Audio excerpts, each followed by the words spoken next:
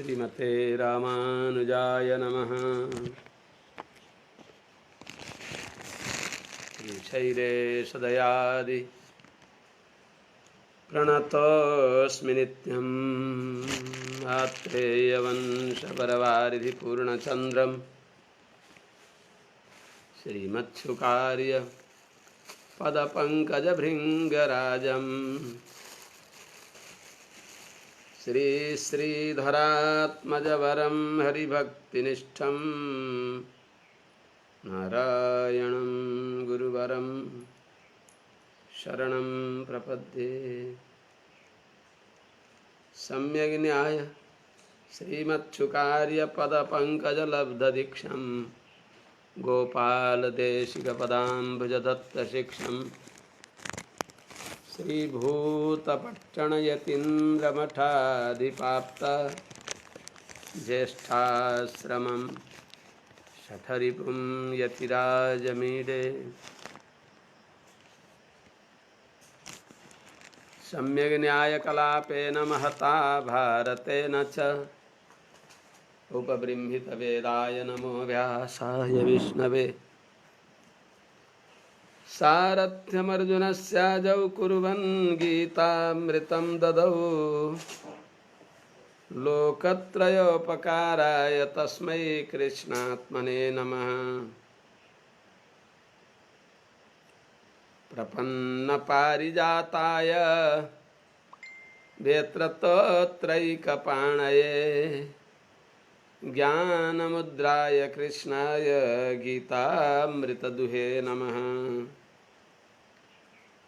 करकमलनिदर्शितात्ममुद्रः परिकलितोन्नतबर्हिबर्हचूडः इतरकरगृहीतवेत्रतोत्रो मम हृदि सन्निधिमातनोतु शौरिः। कृष्णं कमलपत्राक्षं पुण्यश्रवणकीर्तनं वासुदेवं जगद्योनिं नौमि नारायणं हरिं। कृष्णाय यादवेन्द्राय ज्ञानमुद्राय योगिने नाथाय रुक्मिणीशाय नमो वेदान्तवेदिने। ज्ञानानन्दमयं देवं निर्मलस्फटिकाकृतिम् आधारं सर्वविद्यानां हयग्रीवमुपास्महे। यं प्रव्रजन्तमनुपेतमपेतकृत्यं द्वैपायनो विरहकातर आजुहाव। पुत्रेति तन्मयतया तरवभिनेदुस्तं सर्वभूतहृदयं मुनिमानतोऽस्मि। हरिः ओं सहनाववतु सहनौ भुनक्तु सह वीर्यङ्करवावहै तेजस्विनावधीतमस्तु मा विद्विषावहै। हरिः ओं शान्तिः शान्तिः शान्तिः। जय श्रीमन्नारायण। शुभ प्रभातम। अनंत कोटि ब्रह्मांड नायक श्रीहपति श्रीमन्नारायण भगवान परम वंदनीय समस्त आचार्य चरणहरू, समस्त महानुभाव परम भागवत वृन्द सज्जन वृन्दहरू, भक्तिमती आमाहरू, हामी चतुर्थ स्कन्धको प्रचेता उपाख्यानको 31औं अध्यायमा हामी छौं। प्रचेताहरू सन्यस्त भएर अर्थात् मनलाई भगवत भक्तिमा ओतप्रोत गरेर रंगाएर तपस्या गर्न प्रस्थान गरिबक्स्यो। तपस्याकै क्रममा सिद्धोभूत यत्र जाजली, जहाँ जाजली ऋषि सिद्ध भइबक्स्यो। समुद्रका तटमा भगवत ध्यान परायण भइबक्सिन्थ्यो। त्यस्ता तान्निर्जित प्राण मनोवचो दृश्य यस्ता तिनीहरूलाई बाटामा अर्थात् ध्यान अवस्थामा त्यही ठाउँमा देवर्षि नारदजीले ददृश्यस्म नारद, नारदजीले देखिबक्स्यो र अनि उनीहरूले भने देवर्षि नारदजीसँग यसले के सम्झिन्छ भने साधन अवस्थामा रहेका बेलामा पनि महाभागवतहरूको अनुकम्पा अत्यन्त अपेक्षित हुन्छ। उहाँहरूले प्रचेताहरूले नारदजीलाई भनिबक्स्यो, प्रभु जो दिव्य ज्ञान शिवेन धोक्षजेन च, जुन दिव्य ज्ञान भगवान शङ्करजीले भगवान श्रीमन्नारायणले हामीलाई अनुग्रह गरेर दिइबक्स्यो, त्यो ज्ञानलाई हामीहरू गृहस्थाश्रममा रहँदा प्रायः विस्मृत गरिसक्यौँ, भुलिसक्यौँ। आनुपूर्विक त्यो ज्ञान कता कता अल्मलिए जस्तो लाग्दछ। त्यस हुनाले त्यो दिव्य ज्ञानलाई तन्नः प्रद्योतयाध्यात्म ज्ञानम, त्यो दिव्य अध्यात्म ज्ञानलाई हजुरले उज्यालो पुनः त्यसलाई नवीकरण गरिदिबक्स्योस् भनेर प्रार्थना गरिदिएपछि नै हाम्रो मुख्य कर्तव्य के हो, उहाँहरूले दिएको ज्ञानको सारांश के हो त्यो बताइदिबक्स्योस् भनेपछि नारदजीले कति राम्रो कुरा बताइबक्स्यो कि तज्जन्म तानि कर्माणि तदायुः तन्मनो वचः नृणाम येनेह विश्वात्मा सेव्यते हरिरीश्वर।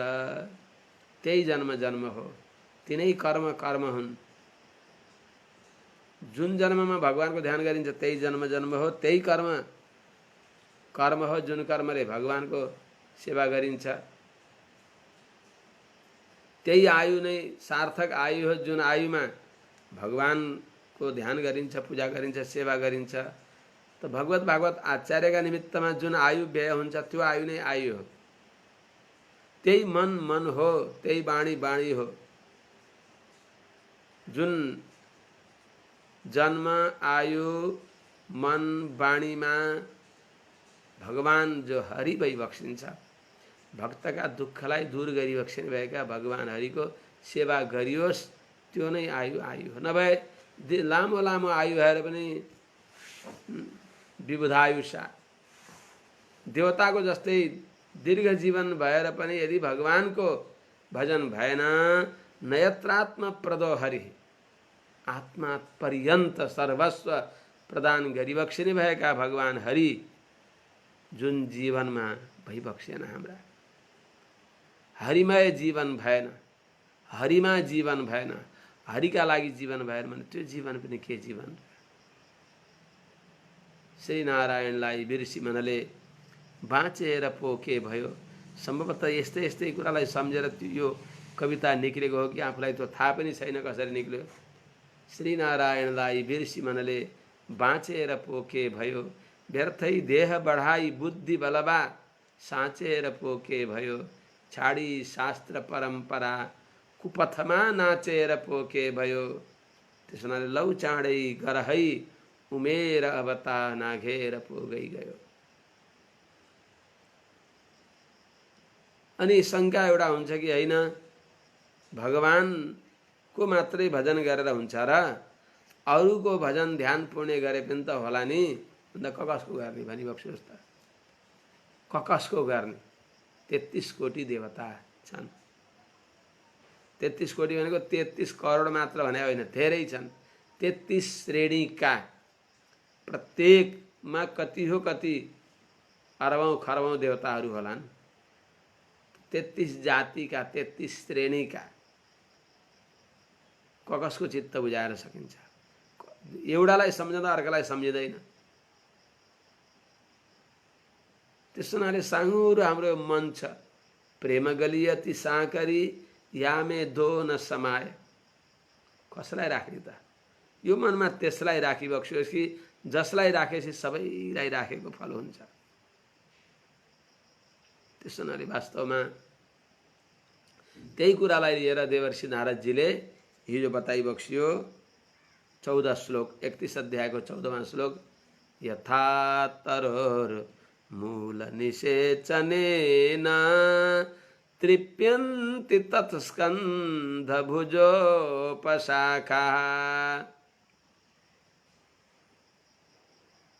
तृप्यन्ति तत्स्कन्धभुजोपशाखाः प्राणोपहाराच्च यथेन्द्रियाणां तथैव सर्वार्हणमच्युतेज्या।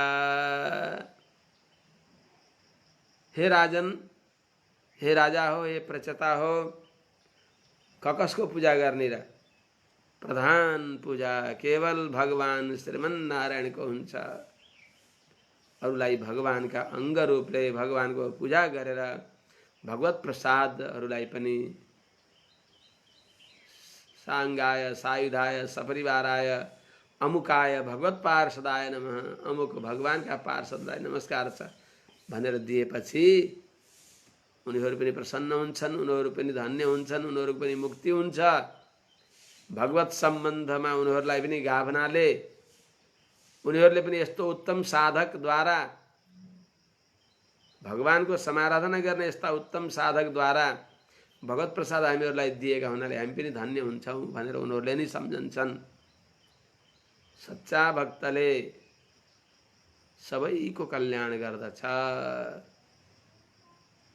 ते वैष्णवः भुवनम आशु पवित्रयन्ति, त्यसै भने होइन, सारा विश्वलाई उनीहरूले पवित्र पार्दछन् यदि त्यो भाव हृदयमा रह्यो भने।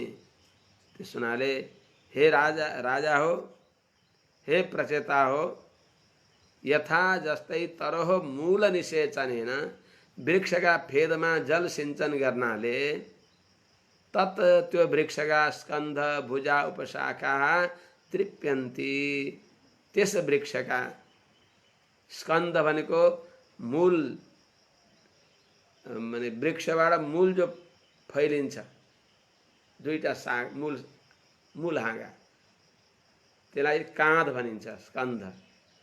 त्यसपछि ती काँधबाट पनि निक्लिने भएका जो शाखाहरू उपशाखाहरू प्रशाखाहरू छन् ती सबै त्यस वृक्षमा भएका फेदको, त्यो वृक्षका फेदमा जल सिंचन गर्नाले त्यो वृक्षका ठुला ठुला हाँगाहरू अनि उपहाँगा उपशाखाहरू प्रशाखाहरू, त्यहाँ भएका पल्लवहरू पुष्पहरू फलहरू सबै जसरी तृप्त हुन्छन्,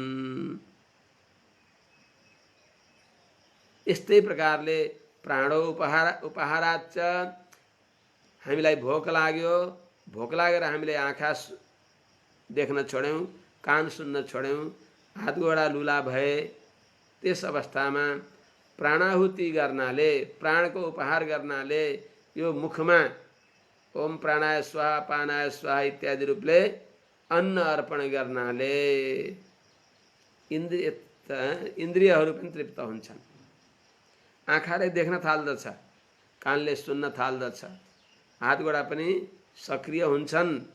यो प्राणाहुति गर्नाले, प्राणको उपहारले जसै इन्द्रियहरू तृप्त हुन्छन्, न कि इन्द्रियहरूलाई तृप्त गराउनको लागि यदि हैन भोकले आँखा देख्न छोडे भनेर आँखामा त्यो खानेकुरा लगाएर त्यहीँ थेचारिदिनु भने अन्धा हुन्छ, देख्दैन।